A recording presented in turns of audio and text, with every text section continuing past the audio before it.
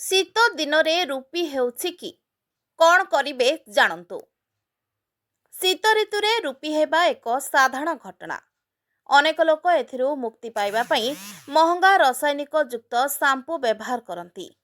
केतेक घरोई उपचार मध्य करती, किंतु यह विशेष फरक पकाए नहीं। रूपी हेबा द्वारा केश झड़िबा सह केशरे धला एक स्तर होई कुंडा हेबा सह ज्वलन मध्य होइथाए। जदि आपण एही समस्या दे गति करूछंती तेबे केश को प्राकृतिक भाबरे सुंदर एवं रूपी मुक्त रखिबाकू चाहुचंती तेबे आउ चिंता करंतु नाही।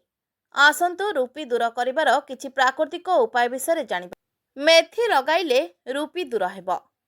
सुस्थ केश बढ़िबा ठारू आरंभ करी चमक एवं रूपी दूर करिबा पर्यंत मेथी दाना समस्त दिगरे बहुत सहायक। रूपी दूर करिबा पई मेथी दाना को पानी रे बुड़ाई परदिन पेस्ट तैयारी करंतु। तापरे एही पेस्ट को दही एवं 1 चामच त्रिफला पाउडर सहित मिश्रण करंतु। एहाकू आपणक मुंड एवं केशरे भल भाबरे लगांतु।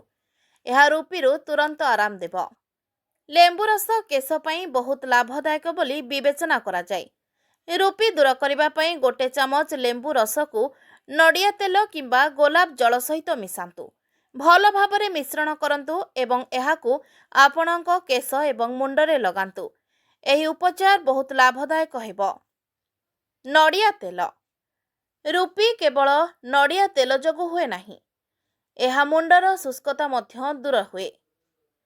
नडिया तेल एक प्राकृतिक मॉइश्चराइजर जहाँ मुंड को हाइड्रेट रखे।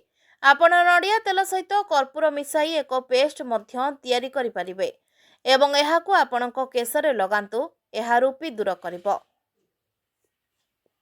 एहीपरि हेल्थ टिप्स सबू देखिबा पई आम चैनल को लाइक शेयर एवं सब्सक्राइब करंतु।